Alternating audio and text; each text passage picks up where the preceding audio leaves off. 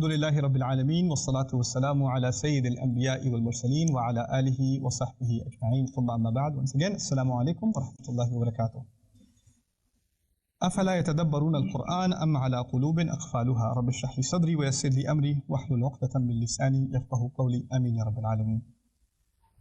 قرآن کے بارے میں جو پہلے کچھ بیسک سوال میں آپ کے سامنے رکھنا چاہتا ہوں وہ یہ ہے کہ قرآن کا سب سے چھوٹا یونٹ آیت ہے. آیت کا ترجمہ انگلش میں کرتے ہیں ورس، جس سے مجھے بہت شدید اختلاف ہے.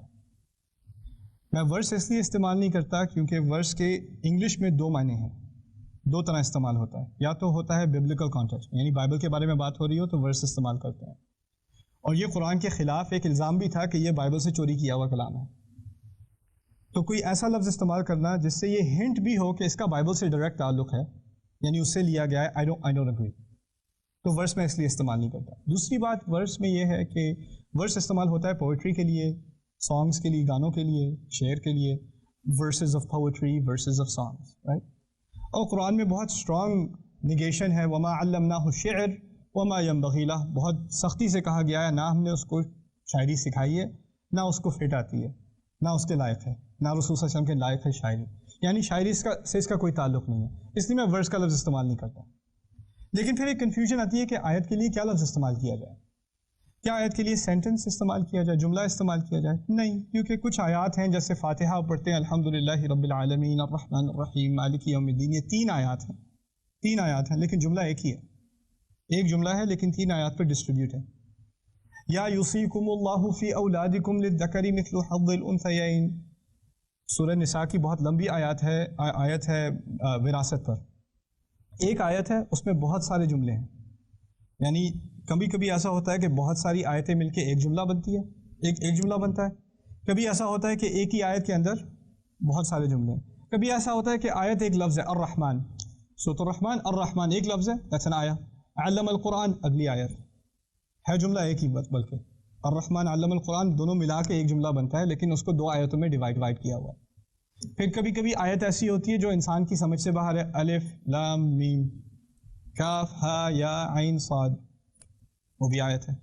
یعنی آیت کو کسی اور لفظ سے تعبیر کرنا میرے نزدیک غلط ہے. It's a unique proprietary construct of Quran. قرآن کی ایک الگ کنسٹرکشن ہے جس کو آپ کسی اور لٹریچر سے کمپیئر نہیں کر سکتے، اور یہ بہت اہم نقطہ ہے. قرآن کو کسی بھی اور لٹریچر سے کمپیئر نہیں کیا جا سکتا، اس کے اپنے سٹینڈرڈ ہیں. اور عام غلطی یہ ہوتی ہے کہ کیونکہ ہم کتابیں زندگی بھر پڑھتے ہیں، ٹیکسٹ بک اسکول میں پڑھتے ہیں، ناول پڑھتے ہیں، آرٹیکلس پڑھتے ہیں، میگزینس پڑھتے ہیں، رائٹ، اور کتابیں پڑھتے ہیں، تو ہمارے ذہن میں ایک اسٹرکچر ہے، کتاب کا ایک اسٹرکچر ہونا چاہیے، کتاب کی ایک ڈویژن ہوتی ہے، ایک آرگنائزیشن ہوتی ہے. ہم کیونکہ اس طرح سوچتے ہیں ہمیشہ، جب قرآن پڑھنا شروع کرتے ہیں تو جو ہمارا بیک گراؤنڈ ہے نا باقی کتابوں کا، ہم اس کو غیر شعوری طور پہ بھی کمپیئر کرنا شروع کر دیتے ہیں. قرآن از سم تھنگ ایلس. اچھا، قرآن میں باب نہیں ہے، چیپٹر نہیں ہے، قرآن میں کیا ہے؟ سورت ہے. نہ ورس ہے، نہ سینٹنس ہے، آیت ہے، دیٹس سیپریٹ اسٹینڈرڈ. پھر سورت اپنا الگ اسٹینڈرڈ ہے. اگر کتاب میں چیپٹر ہوتے ہیں، چیپٹر 1 2 3 4 5 اس طرح ہوتے ہیں، کبھی کبھی قرآن کے ترجمے میں سورت کو بھی ٹرانسلیٹ کر کے ترجمہ کر کے اس کو چیپٹر لکھ دیتے ہیں. It's not doesn't make sense. Why? اگر چیپٹر 4 میں کوئی بات ہو رہی ہو تو لازماً چیپٹر 3 کی بیسس پہ بات ہو رہی ہے، یعنی جو بات چیپٹر 3 میں کر چکا ہوا تھا، جو بات پہلے رائٹر کر چکا، وہ دوبارہ اس کو دہرائے گا نہیں. اگر دہرانے کی ضرورت بھی پڑے تو وہ نیچے فٹ نوٹ لکھ دے گا، refer back to chapter 3، right. اسی طرح پروگریشن ہوتی ہے کتاب کی. اور کتاب میں یہ بھی ہے کہ اگر آپ کوئی کتاب کسی بھی سبجیکٹ پہ آپ لیں اور اس کا 10واں چیپٹر پڑھنا شروع کر دیں پہلے چیپٹر پڑھنے سے پہلے، بات سمجھ میں آئے گی کہ نہیں آئے گی؟ نہیں. اگر کتاب کو ٹھیک طرح سمجھنا ہے تو شروع سے پڑھو، پہلا چیپٹر پڑھو، پھر اس کی انٹروڈکشن، پھر پہلا چیپٹر، پھر دوسرا، پھر تیسرا، پھر چوتھا. اگر آپ اس سیکوینس میں نہیں گئے تو آپ کو بات سمجھ میں نہیں آئے گی. قرآن کا یہ مسئلہ ہے کہ نہیں؟ بالکل نہیں. قرآن کی پہلی نازل ہوئی آیتیں اقرأ بسم ربک الذی خلق، آپ کو پتہ ہے قرآن میں ہیں کہاں وہ آیتیں؟ بالکل آخری میں 30ویں سپارے میں. یعنی جو بات شروع میں سمجھ آ گئی تھی انسان کو، جو پہلا پیغام تھا انسان کو، وہ آخر میں. بلکہ جو قرآن کا آخری حصہ ہے اس میں زیادہ تر اکثریت مکی صورتوں کی ہے، اور مکی صورتیں سب سے پہلے نازل ہوئی تھیں، وہ قرآن کے آخر میں ہیں. بات کہنے کا مقصد یہ ہے کہ اگر آپ آخر میں جا کر قل هو اللہ احد اللہ الصمد لم یلد ولم یولد ولم یکن له کفوا احد، اگر آپ صرف وہ اکیلی صورت الگ سے پڑھ لیں، اس کا مطلب یہ نہیں ہے کہ آپ کو اس سے پہلے 110 صورتیں پہلے پڑھنی چاہیے تھیں پھر یہ صورت سمجھ میں آتی، ایسی بات نہیں ہے. یعنی صورت ایک طرح سے انڈیپینڈنٹ ہے، ایک طرح سے وہ انڈیپینڈنٹ ہے، کچھ تعلق ہے باقی صورتوں سے لیکن کافی وجہ سے ہر صورت ایک طرح سے انڈیپینڈنٹ بھی ہے. لیکن چیپٹر کی یہ بات نہیں ہوتی، ہر چیپٹر دوسرے چیپٹر کے ساتھ ڈیپینڈنٹ ہوتا ہے، لگا ہوتا ہے، جڑا ہوتا ہے، اور آپ اس کو اپنی جگہ سے ہٹا بھی نہیں سکتے. ٹھیک ہے نا؟ تو سورہ از ناٹ چیپٹر، آیا is not verse, it's it's own standard, it's own standard. پھر ایک بہت اہم بات جو اس انٹروڈکشن میں کر دینی چاہیے، قرآن، سوال یہ ہوتا ہے کہ یا تو قرآن تقریر ہے، کلام ہے، یا کتاب ہے، لکھی ہوئی چیز ہے یا بولی ہوئی چیز ہے. یہ سوال ہے، بہت ضروری سوال ہے. انسان کے لکھنے میں اور انسان کے بولنے میں زمین آسمان کا فرق ہے. ابھی میں آپ سے بول رہا ہوں اور جب میں بولتا ہوں تو میری زبان میں غلطی بھی ہوتی ہے، میں اپنے آپ کو ریپیٹ بھی کرتا ہوں، غلطی سے انگریزی کے لفظ بھی بیچ میں داخل کر دیتا ہوں، کرتا ہوں کہ نہیں؟ انسان کی اسپیچ میں اگر انگریزی میں ہو، اردو میں ہو، کسی بھی زبان میں ہو، غلطی لازمی ہے، وہ ہوتی ہے. اور پھر انسان اپنے آپ کو کریکٹ بھی کرتا ہے، واپس جا کے دوبارہ اپنے آپ کو ریپیٹ بھی کر دیتا ہے. ٹھیک ہے نا؟ اچھا فرض کریں کہ میں کوئی تقریر دے رہا ہوں اور کسی نے اس تقریر کا ٹرانسکرپٹ، پوری ریکارڈنگ اس کو ٹائپ کر دیا، اس میں ریپیٹیشن ہوگی کہ نہیں؟ لازمی ہوگی. اس میں گرامیٹیکل مسٹیکس، غلطیاں ہوں گی کہ نہیں؟ تو اس کو ایڈٹ کرنا پڑے گا کہ نہیں؟ لازمی. یہ بات سمجھنے کی ضرورت ہے کہ قرآن جب نازل ہوا تو نہ رسول صلی اللہ علیہ وسلم کے سامنے ایک لکھی ہوئی کتاب تھی، ہوتی بھی وما كنت تتلو من قبله من کتاب وما تخطه بيمينك، آپ تو پڑھتے ہی نہیں ہیں کتاب. قرآن میں خدا آیت نازل ہو گئی، آپ تو پڑھنے والے ہیں ہی نہیں اور آپ اپنے ہاتھ سے لکھ بھی نہیں سکتے. وما تخطه بيمينك اذا لارتاب المبطلون، اگر جو لوگ آپ کو جھوٹا کہتے ہیں ان کو کوئی شک ہو رہا ہے تو وہ دکھا دے کہاں سے پڑھ رہے ہیں. لیکن یہ سمجھنے کی ضرورت ہے کہ قرآن شروع سے ہی اپنے آپ کو کتاب کہتا ہے. کتاب کہا جاتا ہے جو چیز باؤنڈ، پرنٹڈ، ٹائپڈ، ریٹن، اسے کتاب کہتے ہیں. لوگوں کے سامنے کتاب تھی کہ نہیں؟ لوگوں کے سامنے کوئی کتاب نہیں تھی. کتاب ہوتی بھی تو کس کے ہاتھ میں ہوتی؟ رسول کے ہاتھ میں ہوتی. رسول کے ہاتھ میں کتاب کا کیا فائدہ؟ اس رسول کو تو پڑھنا نہیں آتا صلی اللہ علیہ وسلم.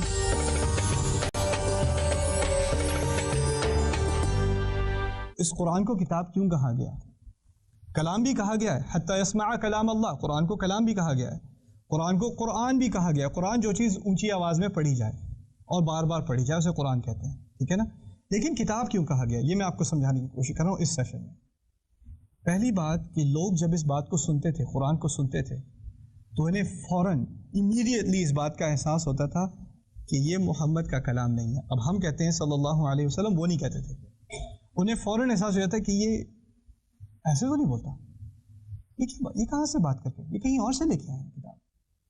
اور فوراً پتہ چل جاتا ہے کیونکہ کلام میں کوئی غلطی نہیں، کوئی بریک نہیں، ایک فلو ہے، تو معلوم ہوتا ہے کہ یہ اٹس ویل ریٹن، کتاب ہے، یہ کتاب ہے. تو قرآن کو کتاب اس لیے کہا گیا کہ ایون سننے والے کو احساس ہو جاتا تھا کہ یہ کوئی عام سپیچ نہیں ہے، یہ لکھا ہوا کلام ہے. سوال پیدا ہوا کہ یہ لکھا کس نے ہے. سوال یہ پیدا ہوتا ہے کہ لکھا کس نے. اب میں اس سوال کی ایک اور سائڈ آپ کو دکھا دوں، پھر اس کے بعد ایک مثال دیتا ہوں.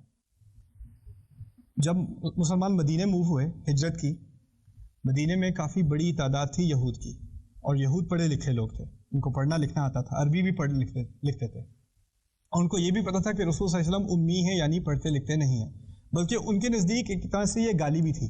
دیکھو ذرا یہ ان پڑھ لوگ، انہیں امیون کہتے تھے. امی کے معنی سے نکلتے ہیں. پتہ ہے کسے کہتے ہیں؟ ماں کو کہتے ہیں. امی کا معنی وہ اتنا ان پڑھ جیسا کہ ابھی ماں سے نکلا ہے، اسے امی کہتے ہیں. یعنی اس کو ابھی تک لکھائی پڑھائی کا اتنا ہی علم ہے جتنا ایک دن کے بچے کو ہوگا، اس لیے اسے امی کہتے ہیں. یہاں سے یہ لفظ نکلا ہے. اچھا وہ لوگ کہتے تھے ان کو امی، یعنی ان کے نزدیک یہ ایک طرح سے ایک انسرٹ تھی. بقرہ جو ہے، سورہ بقرہ قرآن کی سب سے بڑی سورت، وہ مدنی دور کی، یعنی رسول صلی اللہ علیہ وسلم کے مدینہ موو ہونے کے بعد سب سے پہلی صورتوں میں سے. پہلی آیت کیا ہے سورہ بقرہ کی، پتہ ہے کسی کو؟ الف لام میم. اچھا الف اور لام اور میم یہ حروف ہے نا، یہ حروف کے نام ہیں. انگلش میں حروف کے نام ہے A B C D E F Q R whatever, right? These are letters of the alphabet. یہ الفابیٹ کے لیٹرز ہیں، الف لام میم. اچھا یہ بتائیں الفابیٹ کون سیکھتا ہے؟ جو پڑھنا سیکھ رہا ہو. الفابیٹ کسے آتی ہے؟ جسے پڑھنا آتا ہو. جس نے کبھی پڑھنا سیکھا نہ ہو اس کا حروف سے کیا تعلق؟ بہت سارے لوگ ہیں، فرض کریں پاکستان میں بہت سارے لوگ ایسے ہیں جو اردو بولتے ہیں پڑھتے نہیں ہیں. اب جو اردو بولتا ہے پڑھتا نہیں، اسے جا کے کہو الف ہے کی ہے، اسے کیا پتا الف کیا ہے؟ اس کے مطلب کی بات ہی نہیں. الف تو اس کے مطلب کی بات ہے جو بیٹھ کے کسی استاد کے ساتھ پڑھے الف کیا ہوتا ہے، لام کیا ہوتا ہے، میم کیا ہوتا ہے، وہ حروف پڑھے. رائٹ. بقرہ کی پہلی آیت الف لام میم ہی یہود کے لیے ایک طرح کا شوق تھی. یہ حروف اس کو کس نے سکھا دیے؟ یہ تو امی ہے، اس کو تو پڑھنا نہیں آتا، اس نے کہاں سے سیکھ لیے حروف؟ یہ حروف تو کسی کتاب سے ہوتے ہیں. اگلی آیت کیا ہے؟ ذالک الکتاب. باقی ٹھیک کہہ رہے ہو، کتاب ہے. یعنی پہلے اللہ تعالیٰ نے ان کا ذہن اس طرف ڈالا کہ یہ تو کسی کتاب سے ہے، پھر بتایا واقعی کتاب سے ہے یا اللہ کی کتاب ہے. You understand؟ اچھا تیسری بات، کیونکہ رسول صلی اللہ علیہ وسلم کے سامنے لکھی کوئی بات نہیں ہے. جب میں کوئی بات کرتا ہوں منہ سے نکلتی ہے، اور جب میں کوئی بات لکھتا ہوں اس میں ایک اور فرق بھی ہے. اس فرق کو سمجھنا بہت ضروری ہے. جب میں کوئی بات لکھتا ہوں نا تو شاید غلطی سے لکھ دوں تو لائن کراس کر دوں. اگر کمپیوٹر پہ ٹائپ کر رہا ہوں تو لفظ کو اریز کر دوں، کٹ کر دوں، پیسٹ کر دوں. ایسے لکھوں تو اس میں سے ایک دو جملے نکال دوں، ایک پیراگراف کو بڑا کر دوں، ایک کو چھوٹا کر دوں. ایڈجسٹمنٹس کر سکتا ہوں کہ نہیں؟ کر سکتا ہوں. جب بول رہا ہوتا ہوں تو ایڈجسٹمنٹ کا کوئی موقع ملتا ہے؟ جو بات ایک دفعہ نکل گئی وہ نکل گئی، اب وہ واپس نہیں لی جا سکتی. قرآن میں کوئی ایڈیٹوریل پروسیس ہے. اگر لکھا ہو انسان کے سامنے تو ہو سکتا ہے کہ کوئی مٹا کے کوئی اور چیز ڈال دے، کوئی ایڈجسٹمنٹس کر دے. قرآن پورا کا پورا بولا گیا ہے کتاب اللہ تعالیٰ کی یہاں، اللہ تعالیٰ کی پوزیشن میں، لوح محفوظ کے اندر اللہ تعالیٰ کے پاس ہے. لیکن جو دیا گیا وہ کلام دیا گیا، زبان پہ دیا گیا، اور زبان میں ایک دفعہ بات نکل جائے تو وہ واپس نہیں لی جا سکتی. سمجھ رہے ہیں بات؟ اچھا پھر میں آپ کو ایک اور بات بتا دوں. عرب جو ہے نا، ان کو کیڑے نکالنے کا بڑا شوق تھا. بات میں کیڑے نکالنے کا انہیں بہت شوق ہے. عربی زبان پہ بہت ناز ہے، بہت زیادہ ناز ہے، بہت پراؤڈ ہے.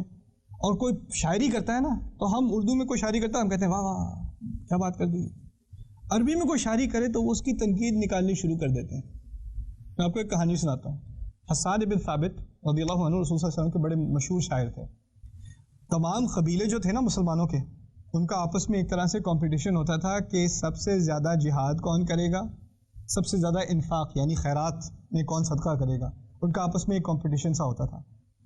تو انہوں نے اپنے قبیلے کے بارے میں ایک نظم لکھی حسان بن ثابت نے. لنا الجفنات الغر يلمعن بالضحى واسيافنا يقطرن من نجدة دما. بڑی خوبصورت پوم ہے. انہوں نے لکھی کہ ہمارے پاس بڑے چمکیلے پیالے ہیں. پیالے کا مقصد وہ جب صدقہ دیتے تھے تو پیالے میں دیتے تھے. تو وہ کہنا یہ چاہ رہے ہیں کہ ہم تو جس پیالے میں صدقہ دیتے ہیں وہ خود چمکیلا ہے. تو اندازہ کرو پیالے میں ہوگا کیا، جبکہ پیالہ the bowl itself is exotic. یلمعن بالضحى جو دن کے وقت چمکتے رہتے ہیں، یعنی ہم پورا دن صدقہ دیتے ہیں، یہ کہنے کا مقصد ہے. وہ اسیافنا یقطرن اور ہماری تلواریں ان میں سے قطرے گرتے رہتے ہیں. من نجدتن کیونکہ ہم جا کے ریسکیو مشن کہتے ہیں نا، جیسے ہمارا کوئی بندہ پکڑا گیا تو ہم 3-4 کو لے کے پوری فوج سے لڑ کے اس کو واپس لے کے آئیں گے. ریسکیو مشن اس کو نجدہ کہتے ہیں عربی میں. ہماری تلواریں خون سے دبکتی رہتی ہیں کیونکہ ہمیشہ ہم ان مشنز پہ جاتے رہتے ہیں. ہماری تلواروں کو سوکھنے کا موقع نہیں ملتا. تو پہلی لائن پوئٹری کی تھی، ان کے شعر کی تھی اپنی خیرات کے بارے میں، دوسری تھی بہادری کے بارے میں. رائٹ. خنسا رضی اللہ عنہا ان کی شاعری سن رہی تھی. انہوں نے حسان کو بلایا، کہتی ہیں قلت جفنات لو قلت جفان لکان احسن. آپ نے جفنات کا، جفنات پیالے، اگر جفان کہتے تو بہتر ہوتا. جفنات کہتے ہیں کیونکہ عربی میں جمع 2 طرح کی ہے. ایک جمع ہے جو 10 سے کم، ایک جمع ہے وہ 10 سے زیادہ. انہوں نے جفنات استعمال کیا، وہ 10 سے کم. خنسانے کا جفان کہتے تو زیادہ آپ لوگ زیادہ جنرلس ہوتے. آپ کے پاس صرف 9 پیالے ہیں کیا؟ زیادہ نہیں ہیں. الغر یلمعن بالضحى، پھر وہ کہتی ہیں، آپ نے کہا یلمعن وہ چمکتے ہیں، آپ کو کہنا چاہیے تھا یشرقنا. چمکتے نہیں ہیں، ان سے خود روشنی نکلتی ہے. چمکنے کا مقصد ہے روشنی کہیں باہر سے آتی ہے پھر اس پہ سے آ کے چمکتی ہے. آپ کو کہنا چاہیے تھا یشرقنا. پھر آپ نے کہا تھا بالضحى، دن میں چمکتے ہیں. تو کہتی ہے دن میں تو پتھر بھی چمکتا ہے، باللیالی رات کو چمکنے کی بات کرنی چاہیے تھی۔ پھر کہتی ہے اسیافنا، اسیافنا کی جمع یہ جو ہے نا پھر وہ والی جمع ہے جو 10 سے کم ہوتی ہے۔ یار تمہارے پاس تو تلواریں ہی نہیں ہے، سیوفنا کہنا چاہیے تھا، کچھ تلواریں تو ہو تمہارے پاس، سیوفنا۔ پھر کہا یقترنا، یقترنا کے معنی اس سے قطرے گرتے رہتے ہیں، قطرہ، یقترنا۔ یار تم نے تو بیرلی تم نے تو دشمن کو کٹ ہی نہیں کیا، اس میں قطرے گر رہے ہیں۔ یا جرینا کہنا چاہیے تھا، یعنی اس سے بہتے ہیں، قطرے نہیں گرتے بہتے ہیں۔ دمن نہیں کہنا چاہیے تھا، دماءن کہنا، دمن کے معنی خون کا قطرہ، دماءن یعنی خون کے دریا، خون کے دریا کہنا چاہیے تھا تمہیں۔ تمہاری شاعری اچھی ہے لیکن نیڈ سم ایڈجسٹمنٹس۔ آپ سمجھنے کی کوشش کریں میں آپ کو یہ مثال کیوں دے رہا ہوں۔ عربوں کو کیڑا نکالنے کا بہت شوق، وہ کسی کو نہیں چھوڑتے، کسی کو نہیں چھوڑتے۔ اور یہ 600 صفحے کا قرآن ہے، 600 صفحے کا قرآن۔ ایک دفعہ جو کسی نے تلقین کی، کسی نے کمپلینٹ کی، ایک دفعہ جو کسی نے بات کی ہے، رسول صلی اللہ علیہ وسلم کے پاس ایک آدمی آیا، کہتا ہے تمہارے قرآن میں 3 غلطیاں، ہم نے کبھی یہ 3 الفاظ نہیں سنے، ہمارے یہاں ہے ہی نہیں۔ قرآن کہتا ہے کبار ومکروا مکرن کبارا، ہم کبار کا لفظ استعمال نہیں کرتے، کبیر استعمال کرتے ہیں۔ کبیر سنا ہے کبھی پہلے؟ قرآن میں کبار بھی استعمال ہوا ہے، کبار غلط ہے، یہ عربی نہیں ہے۔ رسول صاحب نے کہا اور بتاؤ اور کیا مسئلہ ہے؟ کہتا ہے کہ تمہارے قرآن میں عجاب کا لفظ استعمال ہوا ہے، ان ھذا لشیء عجیب، ان ھذا لشیء عجاب۔ عجیب تو سمجھ آتا ہے، یہ عجاب کیا ہے؟ عجاب کا لفظ کیوں استعمال ہوا ہے؟ پھر کہتا ہے تمہارے قرآن میں شیر کے لیے اسد کے بجائے قسورہ، فرت من قسورہ، قسورہ کا لفظ استعمال ہوا ہے۔ ہم قسورہ استعمال نہیں کرتے، ہم غضنفر استعمال کرتے ہیں، اسد استعمال کرتے ہیں، قسورہ استعمال نہیں کرتے۔ رسول صلی اللہ علیہ وسلم نے کہا اچھا بیٹھو میں تمہارا مسئلہ حل کرتا ہوں۔ وہ اکیلے بیٹھے ہوئے تھے اس کے ساتھ، انہوں نے خادم کو اندر بلایا، کہا کہ حسان کو لے کر آؤ۔ وہ صحابی کو لے کر آئے، صحابی کو لے کر آئے، صحابی سے کہا بیٹھو، صحابی بیٹھ گئے۔ پھر صحابی سے کہا کھڑے ہو جاؤ، وہ کھڑے ہو گئے۔ اچھا جاؤ، جانے لگے، نہیں بیٹھ جاؤ، پھر بیٹھ گئے۔ پھر کہا اچھا کھڑے ہو جاؤ، پھر کھڑے ہو گئے۔ پھر کہا جاؤ، جانے لگے، نہیں دوبارہ بیٹھ جاؤ۔ اب صحابی کنفیوز، یہ مجھے کیوں اٹھ بیٹھ کر آ رہے ہیں، اب باہر بھیجنے، حیران ہو کے کہتے ہیں رسول صلی اللہ علیہ وسلم یا قسورۃ العرب انت کبارنا ھذا شیء عجاب۔ صحابی رسول صلی اللہ علیہ وسلم کہتے ہیں اے عرب کے شعر، اور کیا لفظ استعمال کیا؟ قسورۃ العرب انت کبارنا، آپ ہمارے بڑے ہیں، کبیر نہیں کہا، کیا کہا؟ کبارنا ھذا شیء عجاب، یہ بہت عجیب چیز ہے۔ اس کا جواب ادھر ہی ادھر مل گیا، یہ 3 الفاظ عربی کے ہیں کہ نہیں؟ تو انشاءاللہ تعالی ہماری کوشش یہ ہوگی کہ قرآن کی ان آیات کو اس طرح ایکسپلور کیا جائے، اور یہ بات ذہن میں رکھتے ہوئے کہ یہ قرآن کہا گیا تھا، لکھا نہیں گیا تھا، کہا گیا تھا۔ اس بات کو سامنے رکھتے ہوئے کچھ ایسی مثالیں ہم اس پہ سے گزریں گے کہ انسان، میں خود حیران رہ گیا ہوں کہ یہ کیسے ممکن ہے کہ یہ کہا گیا ہے، لکھا نہیں گیا، کیسے ممکن ہے؟ انسان بیفلڈ، حیرانی میں رہ جاتا ہے۔ تو ہوپ فلی انشاءاللہ ان کچھ مثالوں کو میں آپ کے سامنے رکھ سکوں گا سکسیزفلی۔ بارک اللہ لی ولکم، والسلام علیکم ورحمۃ اللہ وبرکاتہ۔